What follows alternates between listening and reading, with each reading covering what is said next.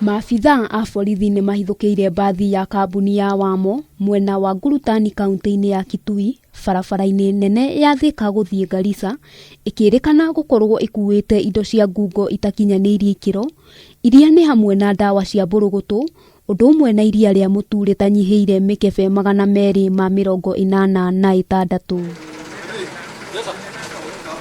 Ihithũkĩra rĩrĩ rĩũkĩte thikũ nini thutha wa mbathi ĩngĩ ya kambuni ĩno kũnyitĩkana ĩkuĩte athii 18 arĩa nĩ ageni gũkũ bũrũri-inĩ ĩmaroretie Nairobi kuma Garissa. The same company bus was intercepted carrying aliens from northern part of the country to Nairobi.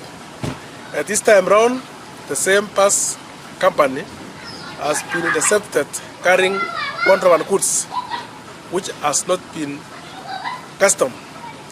Agĩkĩra ndeto ĩno mũkonde, kamanda wa borithi kaunti-inĩ ya Kitui Johana Tanui augĩte kambuni ya Wamo ĩkoretwo ĩtegũtĩĩa watho na gũthondeka ngari ciao ũndũ itangĩmenyeka nĩ ikuĩte mĩrigo ĩtarĩhĩirwo igoti, akĩũria rũhonge rwa NTSA gũkanjĩra kambuni ĩno marũa ma ũkui. I'm calling on all police officers along our roads that any vehicle belonging to the Wamo classic bus company be intercepted, because we are not going to allow this business to continue in our roads. We want the owners to get it clear that each company will be registered very soon. Ndereba wa ngari ĩno nĩ arĩkĩtie gũikio ngono nĩguo gũteithĩrĩria gũtabanio kwa ũthuthuria.